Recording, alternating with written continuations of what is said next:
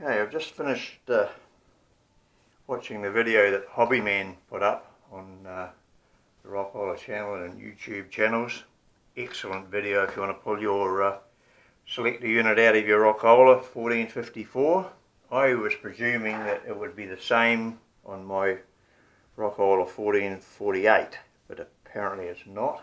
Getting the unit out is the same system, but if you have a look on his, you'll notice that all this wiring comes down into individual wiring and goes onto spade terminals into every terminal. So you simply just pull all the terminals off and pull it apart. Mine is all solid soldered the whole way around. Also on his, you'll find out that the way the drums are held together is got like a hair clip arrangement every now and again. Mine has screws and nuts. Screw there, here, with a nut on the other side. Other than that, it seems to be similar. The cable comes in, splits in two. Half of it goes around here, terminates there. The other half goes down to the bottom and does exactly the same thing. One thing I have noticed that's different from his is in here we have a Bakelite board similar to this stuff with all the earthing terminals on it, which seems to be spring loaded in both directions. So, and at least mine there will appear to be free. So anyway, I pulled all the screws out around here. It doesn't want to come apart. So I thought, well, I'll undo all the screws from every individual unit and see if it'll come apart now. Probably won't. That doesn't want to come apart at all. So just try separating them. Ooh, that worked. Around the other side, do the same thing very gently and just see if everything flies to bits. And we end up with a disaster, but we'll find out, won't we? Yeah, of course the cable doesn't want to go through. So how we get around that, I don't know.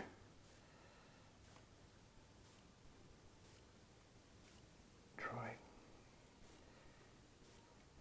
whether run an individual white wire here, I don't know. I might just undo this clip if I can get it apart. It seems to be fairly tight, maybe I won't.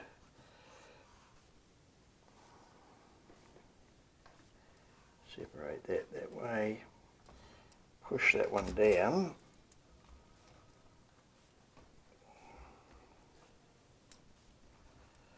This isn't nice, this doesn't feel nice, but get rid of all these screws.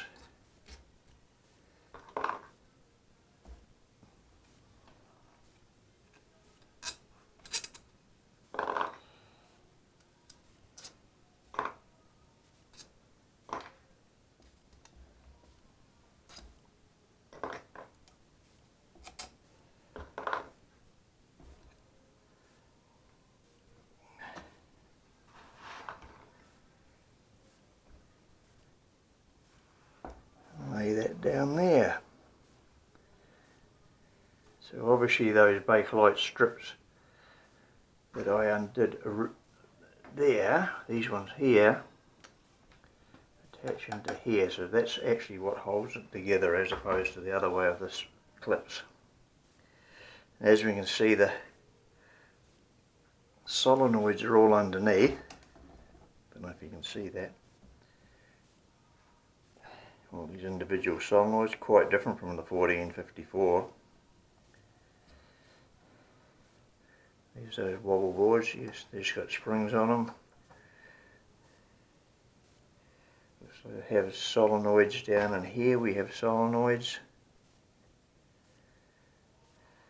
So the other thing I did notice as well on the 1454 that Hobbyman listed, all these segments here were individual and could be taken out piecemeal. Mine is one big piece, and they have, if see it. Plates holding them together, but they do have screws, so I'm hoping I can get those out and pull the segments out individually. Also, I'm just noticing now that on the 1454 each individual pin had a marking on it for which way it went in. So far no markings on the 1448. Other than that, I've got to work out a way of separating this so I can get it around this cable. I was also interested to know where that white wire, that individual single white wire went to, but it just appears to go to an earth. It's just riveted to the. Let's just have a look at that. Let's see what it is connected to. Yeah, it's just riveted to that one of those joiner plates for the outer ring. So it's just nothing technical about that one at all.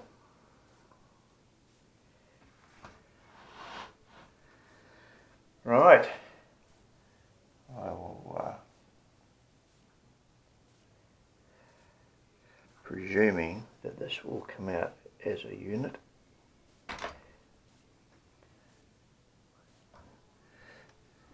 It does separate there.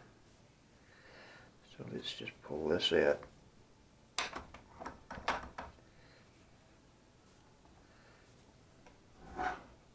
Gotta get some more clearance on this though. So obviously I need to pull this wire through if it's connected to that outer plate.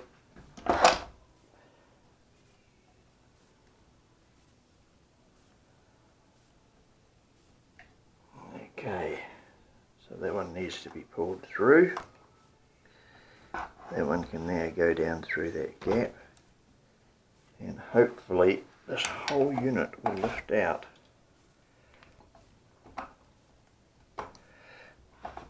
Hold that up somehow. This is not a nice exercise at all.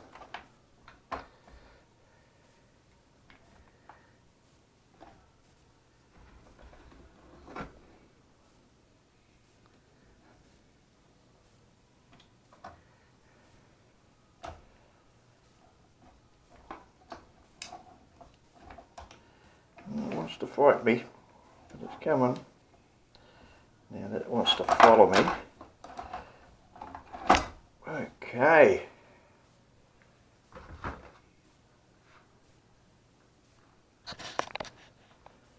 And there we have it.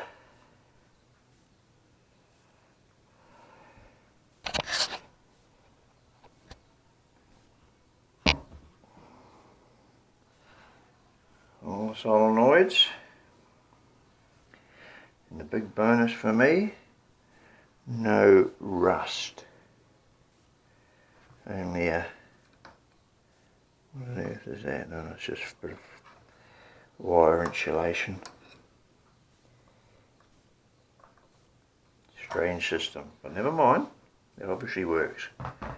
Okay, I will come back when I work out what to do with this pin ring over here. So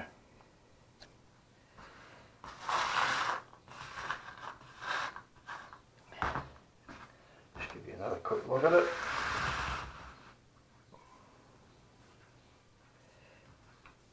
It just lifts out as a unit.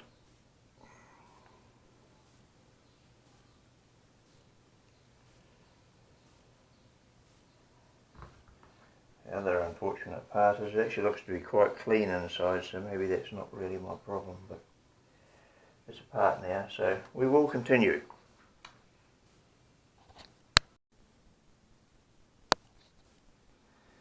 Okay, as you can see, I've marked each segment with a bit of tape to I don't know whether they're all different or whatever, but if we keep them together, but it goes back together the same way as you pull it apart. Well, it's got to be the safe way. I've already undone the screws on the bottom side. I've flipped the thing over, can find no markings on the pins at all to identify which way they go up, unlike the 40 and 54. I also can't find any signs of a marking on the washer, contact washer, unlike the 40 and 54. But it essentially comes apart the same way. I don't know if you can see it here or not. You can see how the washer works. It's sitting on this element, brass plate. When the pin is switched over, it shorts the two plates out.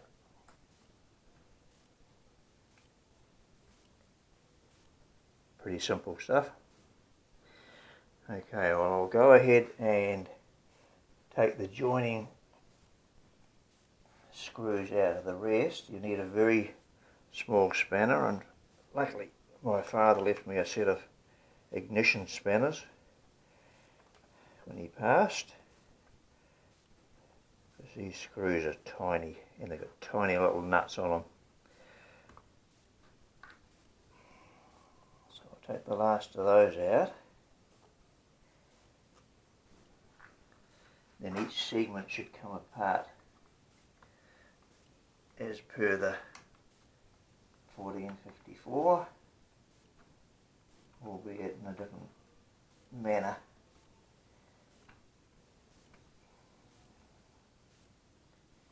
If you haven't got a jeweler's screwdriver, I suggest you go find one.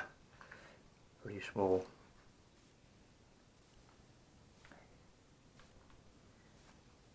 And these nuts are tight, strange enough. I don't think you get that much tension on a tiny little thread.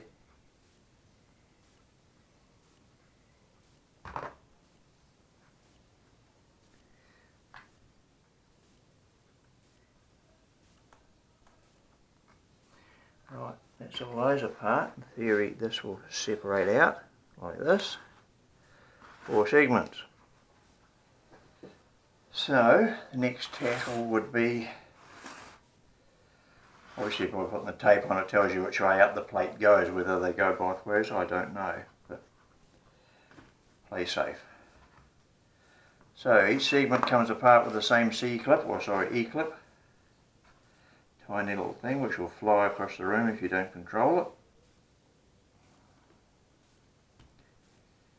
Oh, and springs are all pushing.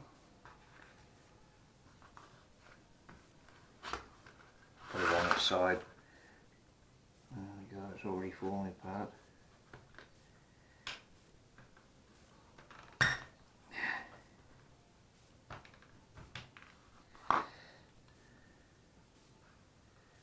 So tip it that way, I think. Lift that off. Right. Just take one of these out and have a look at it. No, no marking on it at all. Oh yes there is. There's a notch in the washer. You can see that? A little notch right there. So obviously that goes, the way I pulled it apart, it goes down. They're all pointing in the downward side. All the notches are down. Very interesting. So, the next part is the cleanup. 120 pins to clean, 120 springs, washers. So, catch you on the next segment.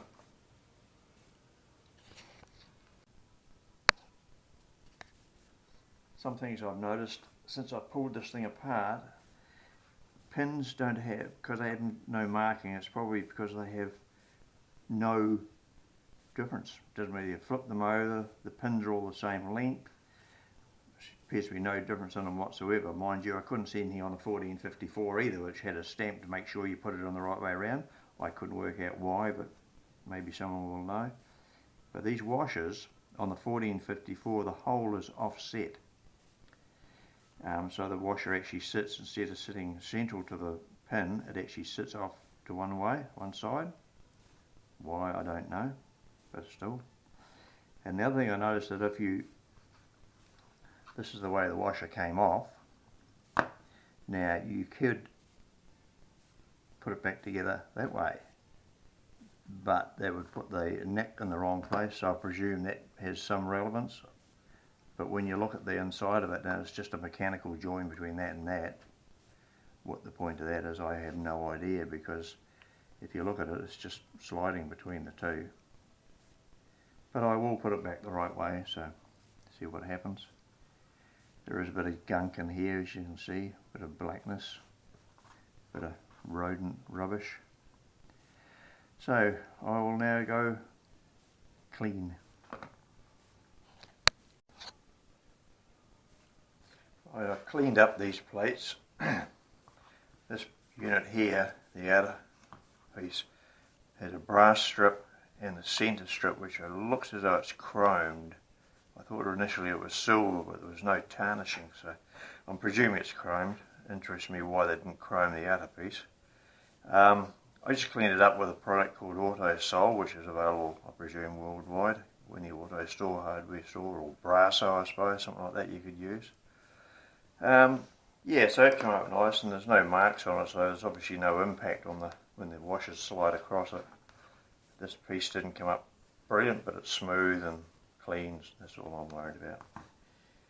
I'm going to use Hobbyman's great idea of putting the pins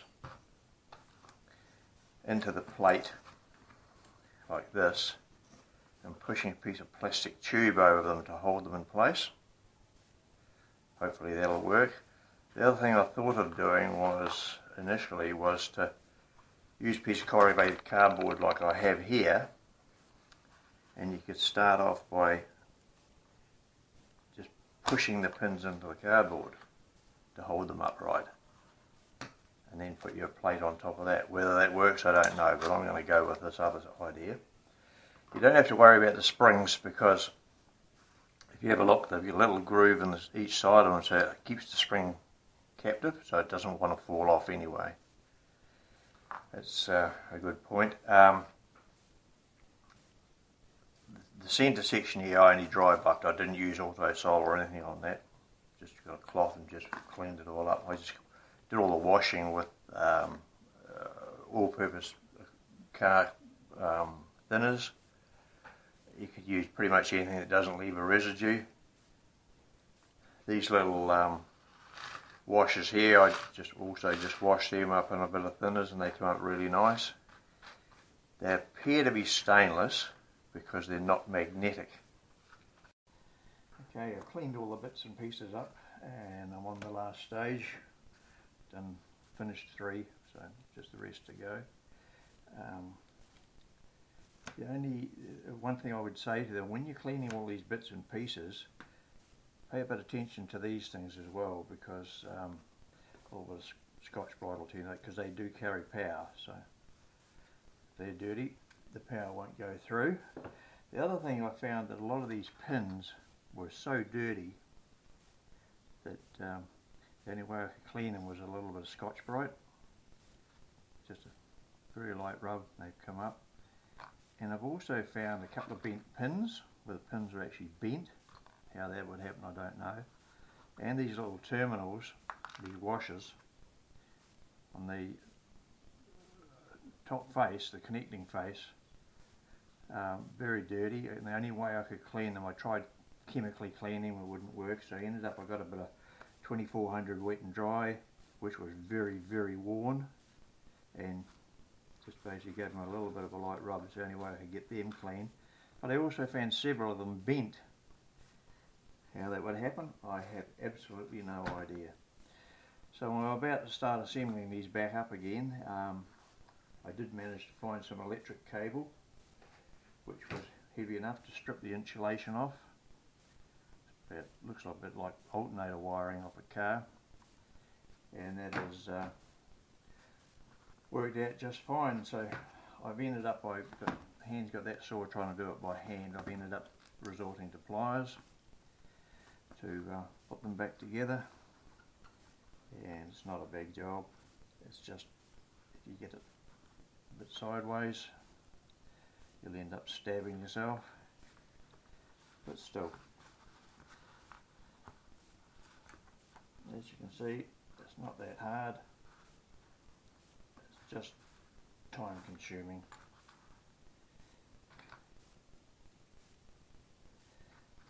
If you've been one, I suppose you just have to straighten it as best you can. How straight they have to be, I don't know, but I haven't had a problem so far.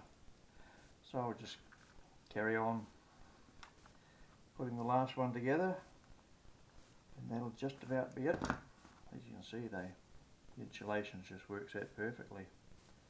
And touch wood, I haven't had any of them fly to bits, unlike these old ones that I tried, which didn't work out at all.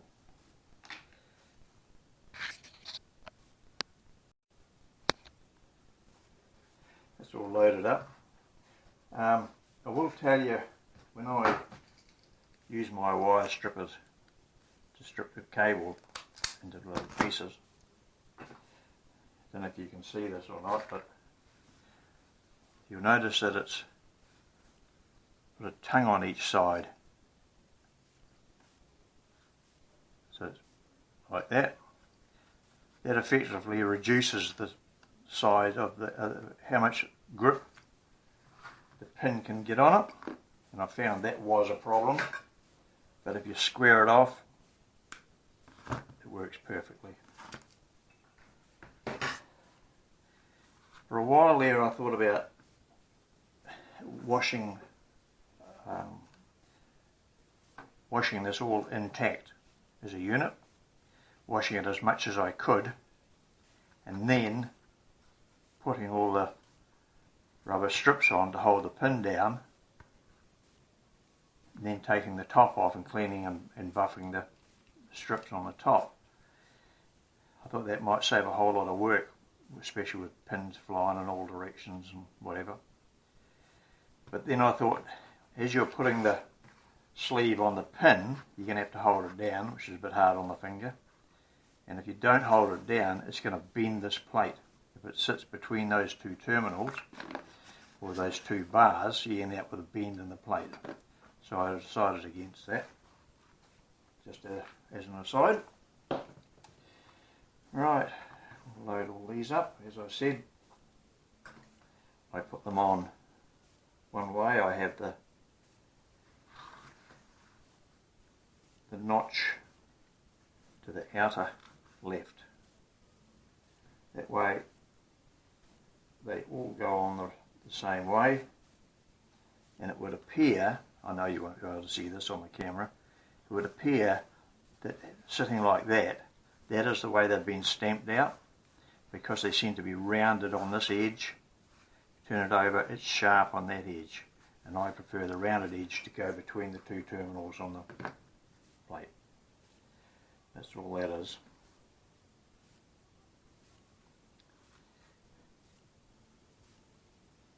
I think these are made out of stainless, which probably is the reason that they're so stained.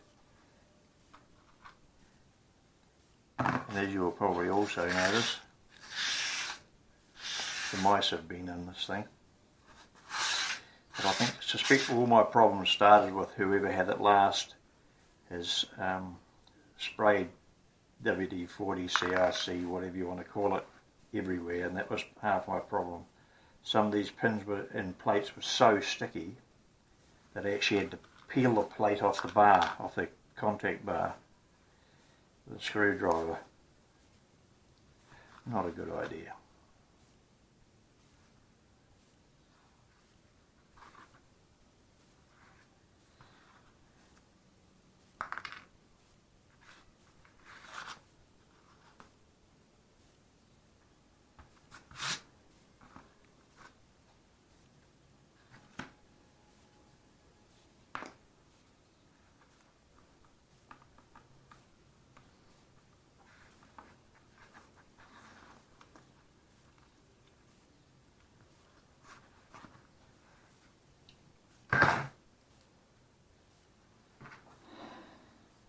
Very handy to have a piece of wire with a hook on it when you're doing this one.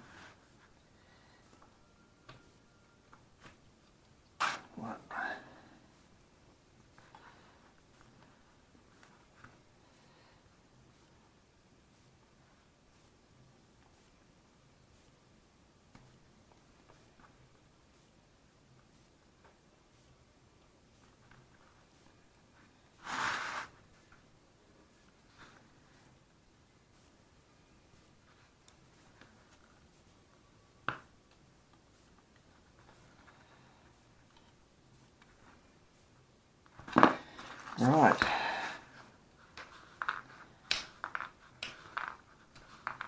Test the continuity. All you have to do to make sure that every terminal is working.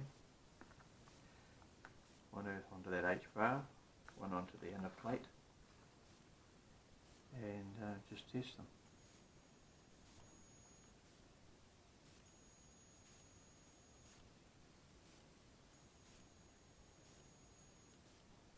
Easier to test them now, and when it's in the unit and you find out it's not working. So simple to do. I'll go through and test the whole lot.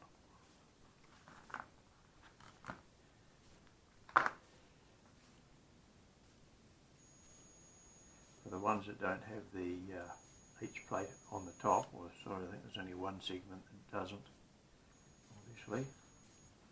All you have to do is put your tester right down so it touches the bar there. You'll obviously have to flip it over for each side because they're not connected.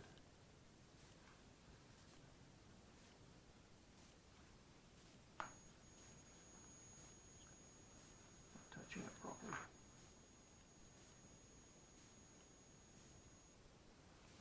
The one that doesn't have a H bar on the top, just connect it like that. This is, put your other clip in there. Make sure it's on that one, another one on that one, and you're away.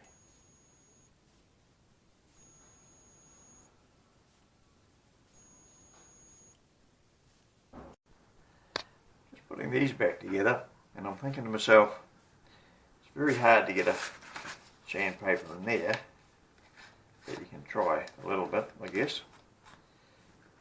But seeing this H strip has to go through with a screw and contact onto that brass strip, it certainly wouldn't hurt cleaning the nut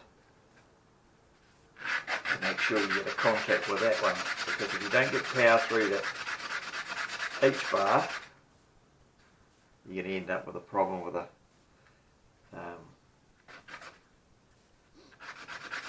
with your selection, because it's just not going to work. It's just going to ignore the fact that you've got a pin out. So I would strongly suggest you try and clean them up somehow to get a contact.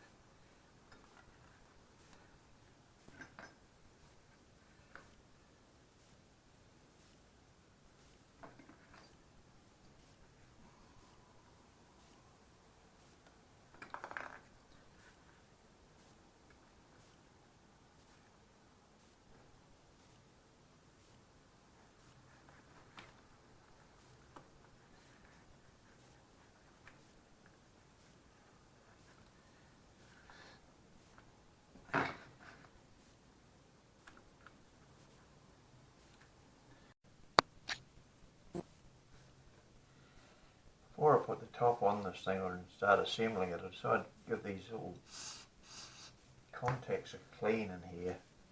They seem to clean up alright with brake clean or contact cleaner or carb clean or throttle body clean or whatever you want to call it. It's all pretty much the same stuff. Because these contacts here touch these ones here on the inside. The inside ones I actually run around with just a bit of Scotch-Brite on a stick.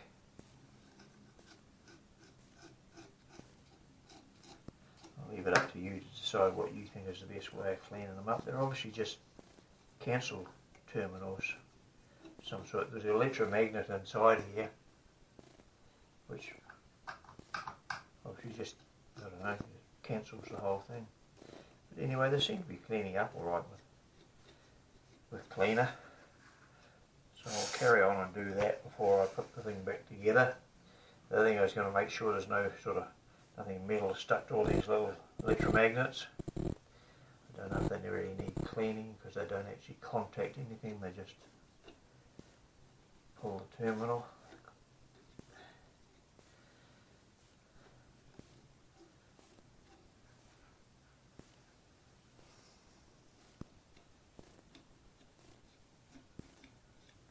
These things are quite rigid, so they'll stand a bit of punishment.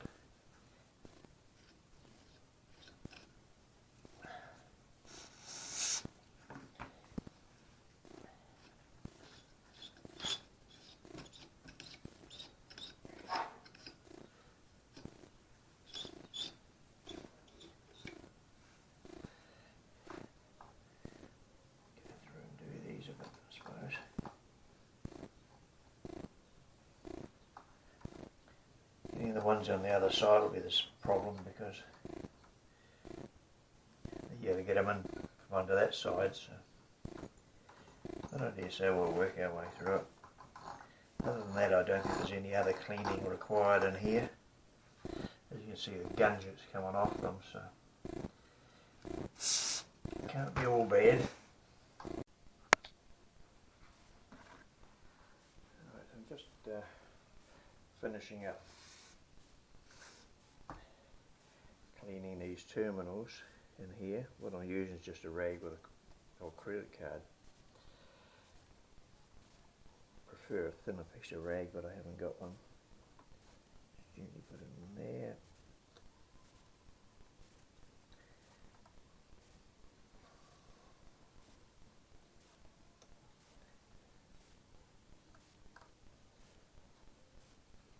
As you can see, they're quite dirty. The job is working. That was the last one, and then I will attempt to refit it. Give us a bit of a clean down here. I said I'd show you putting it back together, so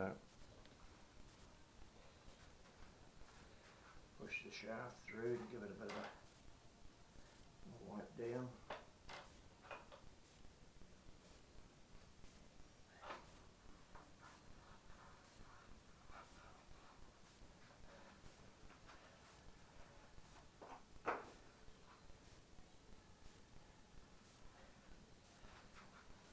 Coat of sewing machine oil.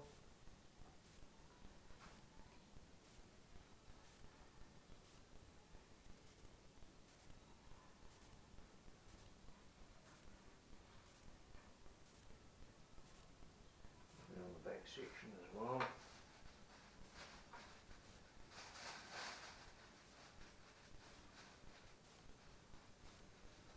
I didn't take the vinyl out of the wheel, so that's why I've got a plastic cover on it. Right, that's back far enough. As you can see, the carriage just sits off to one side. So we'll see what sort of a mess I can make of this.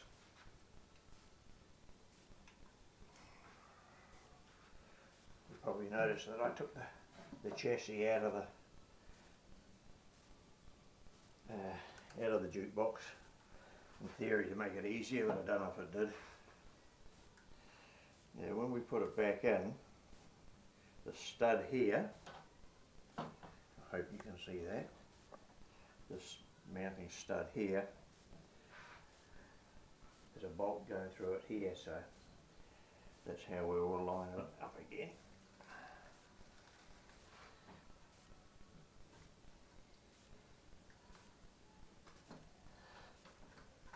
Heavy when you're in an awkward space.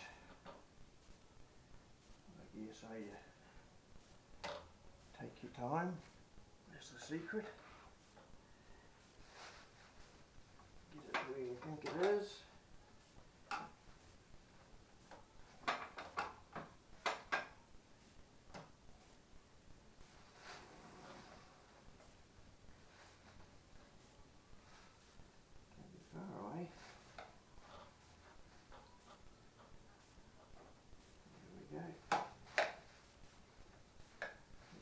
through, remembering this wheel that just sat in the groove. They say in the instructions under no circumstances remove it, so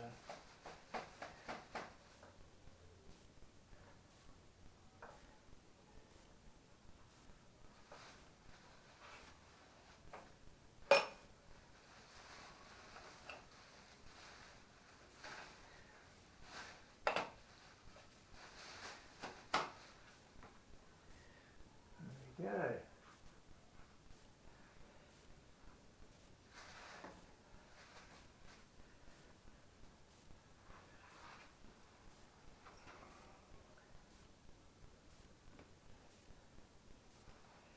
Now this little shoulder bolt,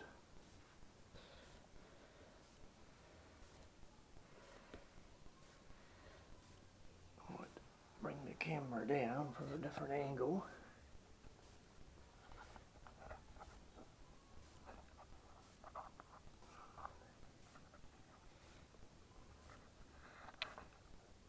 Of course it doesn't want to sit.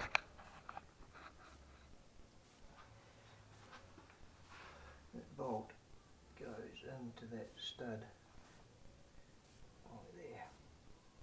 Not the easiest one to get in.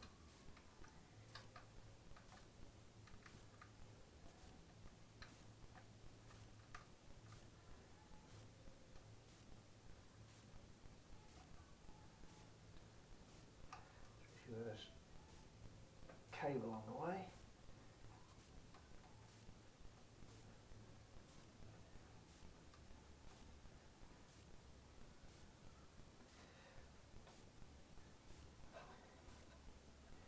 I'll go through and tighten up the other stuff later on. I'm just basically going to show you how it all fits.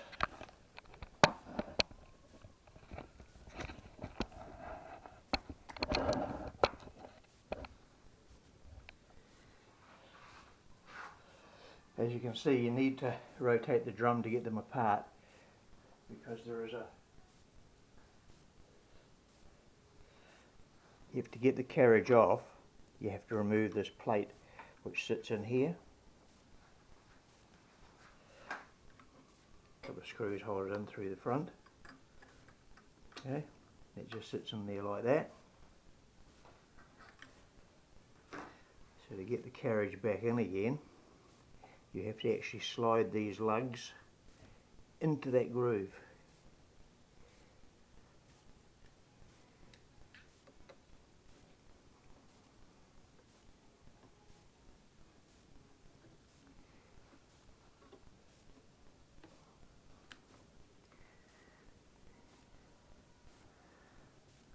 Not a simple task.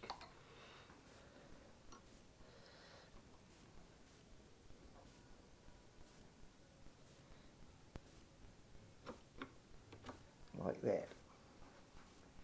And then the plate goes in on the front to hold it in place, and obviously the lugs on this side run around here, and those lugs swing around in these grooves here. And if you're looking for the spring that it mentions, they call this the carriage. If you're looking for the spring that it mentions, the spring runs from the bolt to that terminal there. You see that on that bolt, the head of that bolt that we use to hold the drum in place, to there. What it does, I have no idea, because it doesn't hold anything. It's strange. So I'll now put the camera on the instructions, and you can have a bit of a look at those. Hopefully you can zoom in on them.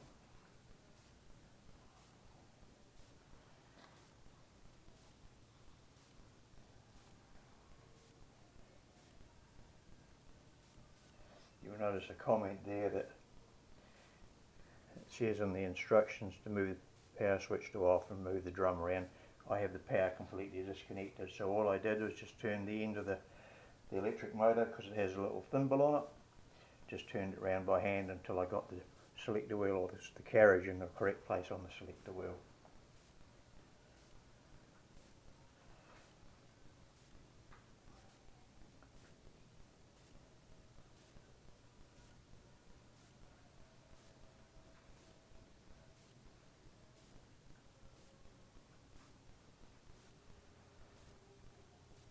Okay, that's it. Thanks for watching.